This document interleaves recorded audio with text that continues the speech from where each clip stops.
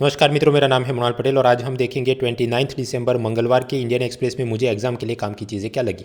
Page 1 पे वही किसान कोरोना लव जेहाद टाइप न्यूज़ जारी हैं, जिसमें से एग्जाम पॉइंट ऑफ व्यू से कुछ अभी बन नहीं रहा है। फिर पिछले एक साल से गाड़ियों की सेल्स में काफ़ी गिरावट आई थी, तो मारुति कंपनी अब एक नया ऑफ़र लेके आ रही है जहाँ पर आपने कार खरीदने की ज़रूरत नहीं, लेकिन उसको आप सब्सक्रिप्शन पे या लीज़ पे ले सकते हैं। यानी मान लो कोई मारुति सुजुकी स्विफ्ट कार हो जो 5-6 लाख रुपए की हो, तो हर महीने आप 14,500 रुपये भरें और वो गाड़ी आपकी हुई। जितने महीनों तक आपने वो पैसे देते रहे तब तक गाड़ी चला सकते हैं, फिर वो वापस ले लेंगे। वैसे तो इंस्टॉलमेंट में भी खरीद सकते हैं, लेकिन इस वाली सिस्टम में आपने वो गाड़ी का रजिस्ट्रेशन, फिर हर साल जो इंश्योरेंस रिन्यू करवाना पड़ता है, वो सब झंझट से मुक्ति। तो ऐसे सब फायदे नुकसान वाली एक आर्टिकल बना के लिखा है, लेकिन ये एग्जाम पॉइंट ऑफ व्यू से कुछ काम का नहीं, so don't waste time. Page 2 पे चले, अनुसंधान कुछ काम का नहीं। पेज 3 पर बड़ा सा एडवर्टाइजमेंट काम का नहीं। पेज 4 स्टेट स्पेसिफिक समाचार में भी कुछ काम का नहीं। पेज 5 भी स्टेट स्पेसिफिक समाचार में जम्मू कश्मीर में आतंकवादी पकड़ा गया, अर्नब गोस्वामी वाली कंट्रोवर्सी, इंग्लैंड में कोरोना का नया स्ट्रेन, केरला के चुनाव, ये सब कुछ काम का नहीं। हालांकि एक समाचार कह रहे हैं कि कोरोना के दौरान गुजरात राज्य में साइबर क्राइम के केस में 417% की बढ़ोतरी हुई है और उसमें से हार्डली 10% केस में ही पैसा वापस रिकवरी हो पाया है। खैर, आप सब लोग तो टैक्स सेवी हैं, तो आपके साथ कोई साइबर फ्रॉड हो जाए चांसेस कम है, लेकिन आप अपने मम्मी पापा को, दूसरे रिश्तेदारों को बताइए ये सब OTP शेयर नहीं करना है, अनजान नंबरों पर फ़ोन पे कुछ बैंकिंग डिटेल्स नहीं देनी है वगैरह। पेज 6 राशि भविष्य कुछ काम का नहीं। पेज 7 बड़ा सा सरकारी विज्ञापन कुछ काम का नहीं। पेज 8 बी सरकारी विज्ञापन कुछ काम के नहीं। पेज 9 बी बड़ा विज्ञापन कुछ काम का नहीं। आज तो ऐसा लग रहा है कि ये इंडियन एक्सप्रेस का नाम बदल के विज्ञापन एक्सप्रेस कर देना चाहिए। इतने मैं 10 पेज तक पहुंचा, बस एडवर्टाइजमेंट ही दिख रहे हैं। खैर, पेज 10 एंड 11 है न्यूज़पेपर कॉलम्स। आज इंटरनेशनल रिलेशन के बारे में 3 अच्छे कॉलम आए हैं। पेज 10 पे एक तो 5G टेक्नोलॉजी के बारे में मुद्दा है, चाइनीज़ 5G इन्वेजन, यानी कि चीन ने नेपाल के साथ समझौता किया है, जहां पर नेपाल की ये जो माउंटेनियरिंग, पर्वतारोहण वाली और टूरिज़्म प्रवासन उद्योग, उसको चीन 5G technology, 5G equipment supply करेगा, ताकि जो विदेशों से लोग आते हों उनको नेटफ्लिक्स, यूट्यूब वगैरह, माउंटेन एवरेस्ट पे भी चढ़ गए तो भी उसको नेटफ्लिक्स देखना हो तो उसे मजा आए। भारत के लिए चिंता का विषय इसलिए है क्योंकि धीरे धीरे नेपाल की इकोनॉमी में भी 5G टेक्नोलॉजी के जरिए चीन अपना प्रभुत्व जमा देगा। बाद में नेपाल की मिलिट्री को भी वो शायद 5G कम्युनिकेशन टेक्नोलॉजी और इक्विपमेंट्स सप्लाई करे, और भविष्य में ये ऐसा जोखिम हो सकता है कि भारत के आसपास जितने छोटे देश हैं उन सभी की मिलिट्री में कम्युनिकेशन टेक्नोलॉजी 5G चीन द्वारा सप्लाई की हो। तो अगर कोई बड़ा सा युद्ध शुरू हो जाए तो चाइना अपनी आर्टिफिशियल इंटेलिजेंस और साइबर हैकिंग के ज़रिए हो सकता है नेपाल के ही मिसाइल भारत पे छुड़वा दे। और so we need to be more proactive, जहां पर हम अपनी भारत की खुद की 5G टेक्नोलॉजी और इक्विपमेंट बनाकर ये सार्क देशों में सप्लाई करना शुरू करें। तो इंटरनेशनल रिलेशन की ये पहली कॉलम हुई पेज 10 पे। फिर पेज 11 पे चले, इंटरनेशनल रिलेशन में सी राजा मोहन। पिछले कुछ हफ्तों में उन्होंने मिडल ईस्ट के बारे में लिखा था, यूरोप के बारे में लिखा था, क्लाइमेट चेंज के साथ डिप्लोमेसी के बारे में लिखा था। अब आज उन्होंने लिखा है एंजिलोस्फीयर, यानी अंग्रेज़ी बोलने वाले देशों का समूह। उसमें एक इनफॉर्मल ग्रुप है, कनाडा, न्यूजीलैंड, ऑस्ट्रेलिया, यूके, यानी CANZUK, कांजूक। और उसमें बाद में आप अमेरिका को भी जोड़ सकते हैं क्योंकि वहाँ पर भी अंग्रेज़ी भाषा बोली जाती है। ये सब देशों ने आपस में कुछ 5 आइज़ अरेंजमेंट बनाया है, जिसमें वो सब इंटेलिजेंस शेयरिंग के काम करते हैं, जासूसी सूचनाओं का आदान प्रदान। राजा मोहन का ये कहना है कि इन्हीं सभी इंग्लिश स्पीकिंग कंट्रीज़ के साथ भारत, आयरलैंड, सिंगापुर और दूसरे लाइक माइंडेड नेशन जहाँ पर भी इंग्लिश का दबदबा है, उन सब ने इकोनॉमिक, मिलिट्री, स्ट्रेटेजिक अलायंस करना चाहिए। और भारत को पसंद हो कि ना पसंद हो, हमने इस तरह से इस एंजेलोस्फीयर का हिस्सा बनना ही पड़ेगा, क्योंकि पहले भी हमने देखा कि भारतीय मूल के करीब 30 मिलियन लोग अलग अलग देशों में रह रहे हैं और ऐसी डायस्पोरा भारत की इकोनॉमी में $80 बिलियन रेमिटेंस हर साल भेज रही है। तो सोचो, वो अपनी local Canadian, England, American political parties को भी चंदे में पैसा देती होंगी। तो उन सब का पैसा बटोरने और वोट बटोरने के चक्कर में ये फॉरेन पॉलिटिकल पार्टी भी भारत की पॉलिटिक्स में दखल दे रही है, जैसे कि कनाडा के प्राइम मिनिस्टर, उन्होंने भारत में किसान आंदोलन के प्रति चिंता व्यक्त की थी और बहुत कुछ। तो ऐसे ये एंजेलोस्फीयर के बढ़ते वर्चस्व को देखते हुए भारत ने भी इसका हिस्सा जल्द से जल्द बनने की ज़रूरत है, यानी कि हमने भी उन सब के साथ कोई ट्रेड डील साइन करें, कुछ इकोनॉमिक स्ट्रैटेजिक अलायंस की डील साइन करें, ये सब ज़रूरी बनता है। ब्रिटेन की ईस्ट इंडिया कंपनी ने जैसे भारत का शोषण किया था, उन्होंने चाइना का भी शोषण किया था अफीम युद्ध, ओपियम ट्रेड वॉर्स के दौरान। लेकिन अभी की चीन सरकार वो सब पुराने गिले शिकवे भूल के ब्रिटेन के साथ फ्री ट्रेड एग्रीमेंट और दूसरे ट्रेड एग्रीमेंट साइन करने की फिराक में है। उसी तरह भारत ने भी एक ज़माने में ये जो नॉन अलाइनमेंट मूवमेंट की पिपुड़ी बजाते थे, या फिर कि नहीं ये तो सब कॉलोनियल कंट्रीज़ हैं, हम इनके साथ कैसे, ये तो हमारे दुश्मन थे east India company and Britain, ये सब की मानसिकता निकालनी चाहिए और जल्द से जल्द ब्रिटेन के साथ हमने भी एक मुक्त व्यापार समझौता, फ्री ट्रेड एग्रीमेंट साइन करने की ज़रूरत है। तो राजा मोहन की ये एक कॉलम, एंजेलोस्फीयर का भारत जल्द से जल्द हिस्सा बने। ऐसी ही दूसरी कॉलम गेटेड ग्लोबलाइजेशन, जो जयंत सिन्हा ने लिखी है। गेटेड ग्लोबलाइजेशन मतलब ग्लोबलाइजेशन वैश्विकीकरण का मतलब आप समझते हैं कि it is the free exchange of man, money, material, ideas across the countries. लेकिन गेटेड ग्लोबलाइजेशन मतलब आदान प्रदान तो हो जानकारी का, व्यक्तियों का, निवेश का, लेकिन गेट के द्वारा मतलब ऐसा दरवाज़ा जो कुछ अपने मित्रों के लिए खुलता हो लेकिन दुश्मनों के लिए हम वो दरवाज़ा न खोलते हों। जैसे डोनाल्ड ट्रंप बात करते हैं कि कुछ लोगों को वो अमेरिका में एंट्री देंगे, लेकिन नहीं, मैक्सिको के सामने तो हम दीवार चुन देंगे। भारत ने भी ऐसी सख्त दीवारें बनाने की ज़रूरत है, फिजिकल नहीं तो इकोनॉमिक रूप से भी, क्योंकि हम पाएंगे एक ज़माने में बायपोलर वर्ल्ड था। बायपोलर मतलब द्विध्रुवी, एक तरफ अमेरिका था, दूसरी तरफ यूएसएसआर था। लेकिन अभी दुनिया बन रही है मल्टीपोलर वर्ल्ड, यानी बहुध्रुवी। अमेरिका भी है, चीन भी है, ब्रिक्स भी है, यूरोपियन यूनियन भी है, क्वाड भी है, आरसेप है, और ये गूगल, फेसबुक जैसी मल्टीनेशनल कंपनी वो भी इतना सारा चुनाव में दखल देते हैं, इलेक्शन फंडिंग भी करते हैं कि वो भी अपने आप में एक समूह बन रहा है। ऐसी परिस्थिति में हम किसको एंट्री देते हैं और किसको रोक के रखना है, ग्लोबलाइजेशन ऐसा गेटेड बनाने की ज़रूरत है। फॉर एग्जांपल चाइना एप्पल को, गूगल को उनके मोबाइल फ़ोन बनाने के लिए तो फैक्ट्री लगाने देता है, लेकिन यही एप्पल और गूगल या फेसबुक या अमेज़ॉन जब अपने डिजिटल ऑपरेशन चीन में शुरू करे तो उस पर बहुत ज़्यादा सख्त नियंत्रण होते हैं। पूरी फायरवॉल सिस्टम ही ऐसी है कि उनका कुछ ठीक से चल ही नहीं सके। उसी तरह यूरोपियन यूनियन, वहाँ पर general data protection regulation GDPR, वो भी ऐसे सख्त नियम हैं कि ये गूगल, फेसबुक वगैरह ने सारा डेटा लोकल सर्वर में स्टोर करना होगा और प्राइवेसी का उल्लंघन नहीं हो और इतने ज़्यादा हम लोग टैक्स मांगेंगे वगैरह चीज़ें। तो भारत ने भी जल्द से जल्द इन सब के बारे में कानून बनाने की ज़रूरत है, अलग अलग समझौतों पे हस्ताक्षर करने की ज़रूरत है कि कौन से देश से हम लोग फॉरेन डायरेक्ट इन्वेस्टमेंट अलाउ करेंगे, नहीं करेंगे, डेटा प्रोटेक्शन के नॉर्म्स क्या हो सकते हैं। लाइक माइंडेड कंट्रीज़ को, मतलब अपनी विचारधारा से मेल खाने वाले देशों को हम लोग सस्ते ब्याज पर लोन दे दे, 5G की टेक्नोलॉजी दे दे जैसा चीन कर रहा है, फ्री ट्रेड एग्रीमेंट, मुक्त व्यापार समझौते साइन करें। ऐसा जल्द से जल्द करने की ज़रूरत है ताकि मल्टीपोलर वर्ल्ड में भारत भी एक अलग एंटिटी के रूप में दिखे, ना कि ये कि हम ब्रिक्स का हिस्सा हैं या क्वाड का हिस्सा हैं। तो पेज 10 और 11 पे ये हमने देखे इंटरनेशनल रिलेशन के रिलेटेड अच्छे कॉलम। पढ़िए, अंग्रेज़ी भी बेहतर होता है, जवाबों में लिखने के लिए बहुत सारा माल भी हमको मिलता है। अब वापस से आए हम लोग पेज 10 पे, दूसरे कौन कौन से कॉलम। पेज 10 पे दूसरे कॉलम तो वही सब किसानों के बारे में, एजुकेशन पॉलिसी में रिसर्च को और फोकस करना चाहिए, बंगाल इलेक्शन के बारे में जो कुछ काम का नहीं उसमें। यूपीएससी मेंस एथिक्स पेपर 4 में एक मुद्दा आता है, परजुएशन, रोल ऑफ फैमिली सोसाइटी। इस अनुसंधान में गुरुग्राम म्यूनिसिपल कॉरपोरेशन, उन्होंने सब छोटे छोटे स्कूल के बच्चों को स्वच्छता कैप्टन ऐसा डेजिग्नेशन दिया है और उनको फैमिली सैनिटेशन चालान बुक दी गई है।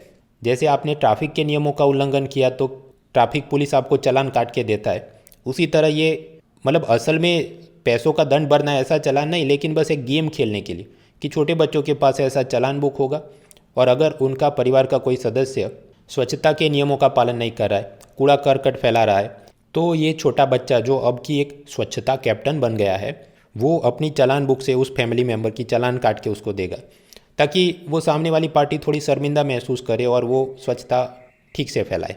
हाँ, तो वैसे तो प्रथम दृष्टया ये अच्छी चीज़ लगती है, लेकिन ये कॉलम में इसको क्रिटिसाइज़ किया है। इधर कॉलमनिस्ट ने जॉर्ज ऑरवेल की एक नॉवेल 1984 के बारे में वो हिंट दे रहे हैं। जॉर्ज ऑरवेल की ये 1984 नॉवेल में मुद्दा कुछ ऐसा था कि आप कल्पना करो नॉर्थ कोरिया के वो किम जोंग उन जैसी कोई दुनिया हो कि वहाँ पर एक सुप्रीम लीडर और वो जो ही उनकी कम्युनिस्ट साम्यवादी विचारधारा, उसके खिलाफ आप कुछ भी बोलेंगे सोचेंगे आपको जेल में फिट किया जाएगा। तो ये नॉवेल में कुछ ऐसे चैप्टर्स भी आते हैं जहाँ पर छोटे बच्चे उनके माँ बाप के खिलाफ ही चुगली कर देते हैं कि मेरे माँ बाप आज डिनर पे हमारे सुप्रीम लीडर के खिलाफ कुछ चर्चा कर रहे थे, या उनकी जो भी विचार है वो कम्युनिस्ट विचारधारा से अलग कुछ सोच रहे हैं, और फिर पुलिस उनको उन माँ बाप को पकड़ के ले जाती थी। तो इधर कॉलमनिस्ट क्रिटिसाइज ऐसे कर रहे हैं कि बच्चों को ये अभी से माँ बाप के खिलाफ चुगली करे और चालान काटे, इस प्रकार की ये बिग ब्रदर इज़ वॉचिंग 1984 ऐसा माहौल बन रहा है। बच्चे की असल में जिम्मेदारी होनी चाहिए कि वो प्यार से वही बात करे और अपने माँ बाप को भी स्वच्छता में मदद करे। क्या एथिक्स पेपर 4 में ये सब सोचने के मुद्दे। इसके अलावा पेज 10 और 11 पर जितने कॉलम है उसमें कुछ काम का नहीं। हम आगे बढ़े पेज 12 पे। न्यूमोनिया के खिलाफ भारत की सबसे पहली भारत में ही बनाई गई इंडिजिनसली डेवलप वैक्सीन जिसका नाम है न्यूमोसिल, पुणे की सीरम इंस्टीट्यूट ऑफ इंडिया ने बनाई है। पेज 12 एक्सप्लेन सीरीज़ में दूसरी बड़ी एक्सप्लेन सीरीज़ में वही भारत की इकोनॉमी को कोरोना में क्या प्रॉब्लम्स आए, लेकिन इसमें ऐसा कुछ भी नहीं जो हम पहले से नहीं जानते। तो ये करीब 5000 वर्ड का इसने जो पूरा निबंध लिख के दिया है उसका कुछ फ़ायदा नहीं। एक्सप्लेन सीरीज़ में तीसरे कॉलम है फॉरेन आर्किटेक्ट्स जिन्होंने भारत की अलग अलग शहरों का निर्माण किया, जैसे लुइस कान, ली कॉर्बुजियर वगैरह। आप में से जिन विद्यार्थियों का सिविल इंजीनियरिंग ऑप्शनल सब्जेक्ट है या जिन्होंने सिविल इंजीनियरिंग या आर्किटेक्ट की ग्रेजुएशन की है तो अपने मीन्स के ऑप्शनल सब्जेक्ट किए, और अगर आपका ये भले ऑप्शनल सब्जेक्ट नहीं हो लेकिन आपने डिग्री ली है तो यूपीएससी इंटरव्यू में भी कुछ पूछ सकते हैं ये कौन था और इसने कौन से शहर का निर्माण किया, उसकी आर्किटेक्ट या इंजीनियरिंग स्टाइल में क्या खास बातें थी। तो ये वाली चीज़ आप पढ़ें, foreign architects who develop Indian cities on page 12 explain series. Page 13 Madhya Pradesh सरकार का बड़ा विज्ञापन। वैसे कभी कभी गवर्नमेंट के ऐसे विज्ञापन भी देखने चाहिए हमको, कोई योजना के बारे में जानकारी मिले, लेकिन इधर जो ये बड़ा मध्य प्रदेश सरकार का ऐड दिया गया है उसमें कोई फैंसी योजनाओं के नाम नहीं, बस ऐसा है कि इतने लाख लोगों को ये फ़ायदा किया गया, इतने हॉस्पिटल खोले। तो उसमें एमसीक्यू पॉइंट ऑफ व्यू से कोई जोरदार चीज़ बनती नहीं, even for the state service exams. Page 14 पे चलें, यहाँ पर भी स्टेट पॉलिटिक्स की सब चीज़ें, आसाम के अंदर क्या पॉलिटिक्स चल रहा है, कर्नाटक में वो गौ हत्या के खिलाफ कानून लाने की बात थी लेकिन वो अब ऑर्डिनेंस के रूप में लाया जा रहा है वगैरह, ये कुछ काम का नहीं। किसान रेल, नाम से ही सीधे किसान रेल में क्या करते होंगे, कृषि उपज फार्म प्रोड्यूस जैसे गेहूं, चावल, फ्रूट, वेजिटेबल, इनको सप्लाई करने के लिए रेलवे के स्पेशल कंटेनर बनाए जाएंगे। फ्रूट, वेजिटेबल, मिल्क है तो उसके लिए रेफ्रिजरेशन की सुविधा होगी और उसका ट्रांसपोर्टेशन करते हैं, उसका जो भी माल भाड़ा होगा उसमें भी सरकार थोड़ी बहुत सब्सिडी देती है। अब ऐसे कुल मिलाकर अलग अलग रूट पे 100 किसान रेल चल रहे हैं, उसमें देवलाली, दानापुर सबसे फेमस या पॉपुलर रूट है, लेकिन ये सब इतना काम का नहीं, हमको एक लाइन में पता होना चाहिए कि ऑब्जेक्टिव क्या है। पेज 15 भी ऐसे स्टेट स्पेसिफिक न्यूज़ में कुछ काम का नहीं। पेज 16 इंटरनेशनल समाचार में सिर्फ एक ही चीज़ काम की है, Gandhi king scholarly exchange. Scholarly exchange तो आप समझते हैं, वो स्टूडेंट एक्सचेंज प्रोग्राम, हमारे स्टूडेंट फॉरेन कंट्री में जाए उनके इधर आए, रिसर्च डेवलपमेंट वगैरह। हाँ, तो गांधी किंग के नाम पर किसके साथ होगा, भारत और इंग्लैंड के किंग के साथ या महात्मा गांधी और मार्टिन लूथर किंग जूनियर के साथ। स्वाभाविक है मार्टिन लूथर किंग जूनियर, यानी ये प्रोग्राम किसके लिए है, यूएसए और इंडिया के बीच student exchange programme for the purpose of studying Mahatma Gandhi and Martin Luther King junior. America और इंडिया के बीच ऐसा समझौता हुआ। उसके अलावा पेज 16 पर जितने समाचार है इंटरनेशनल रिलेशन में कुछ काम का नहीं, वही सब ट्रंप बिडेन की तू तुम्हें में जारी है, इंग्लैंड में वायरस म्यूटेशन, बांग्लादेश में रोहिंग्याओं को भाषण 4 आइलैंड पे शिफ्ट किया जा रहा है, नेपाल में प्रचंड धमाल जारी है वगैरह, कुछ काम का नहीं, आगे बढ़ो। पेज 17 में इकोनॉमी में आज कुछ भी काम का नहीं है। कोरोना के बावजूद भी बहुत सारे आईपीओ रिलीज़ किए गए वगैरह समाचार दिए हैं, कुछ काम का नहीं। इलॉन मस्क और उनकी टेस्ला कंपनी जो इलेक्ट्रिक व्हीकल बनाती है 2021 में भारत में गाड़ियाँ बेचना शायद शुरू कर सकती है, ऐसे समाचार। वो बिजनेस जनरल नॉलेज अपने लिए काम का नहीं। टाटा ट्रस्ट मतलब कि वो नॉट फॉर प्रॉफिट समाज सेवा के लिए बनाया गया हो, तो ऐसे कुछ टाटा कंपनी के ट्रस्ट थे, उन्होंने कंपनियों में इन्वेस्ट किया था, उस पर उनको प्रॉफिट हुआ, इनकम टैक्स भरा नहीं भरा, उसकी सब इनकम टैक्स के केस चल रहे थे, उसकी पूरी कॉमेंट्री चले, काम की नहीं। आप जानते हैं आरबीआई एक्ट में ऐसा बताया गया कि आरबीआई ने महंगाई दर इन्फ्लेशन को 2 to 6% consumer price index CPI all India level पर कंट्रोल में करना, या आप ऐसा कह सकते हैं कि 4% और उससे 2% नीचे और 2% ऊपर, इतनी रेंज में 2 to 6% में कंट्रोल करना है। अब RBI का कोई रिसर्च पेपर कि इसमें सुधार करने चाहिए नहीं करने चाहिए, ये भी कुछ काम का नहीं। इंश्योरेंस सेक्टर का रेगुलेटर IRDAI, उसने ट्रैवल इंश्योरेंस के स्टैंडर्ड प्रोडक्ट्स के कुछ नियम बनाए, काम का नहीं। जैसे भारत में वो आत्मनिर्भर भारत के नाम पर 20 लाख करोड़ से ज़्यादा का पैकेज घोषित हुआ, ऐसे ही अमेरिका में करीब $900 बिलियन का पैकेज घोषित हुआ, जहां पर गरीब लोगों को पैसा मिलेगा, दूसरे सबको टैक्स में रियायत, सब्सिडी में पैसा दिया जाएगा, जिसके चलते अमेरिका की इकोनॉमी वापस खड़ी हो तो स्वाभाविक है ऑयल की डिमांड बढ़ेगी, और ऑयल की डिमांड बढ़ेगी तो ऑयल का प्राइस बढ़ेगा करके ऑयल बैरल के प्राइस बढ़ रहे हैं। ऐसी बॉल बाय बॉल कॉमेंट्री भी कुछ काम की नहीं। Page 18 sports. विराट कोहली को 2 अवार्ड मिले। Sir Garfield Sobers award for best male cricketer for past 10 years, फिर one day cricketer of the decade ऐसा भी अवार्ड मिला। सेपरेटली MS धोनी को ICC spirit of the cricket award of the decade मिला।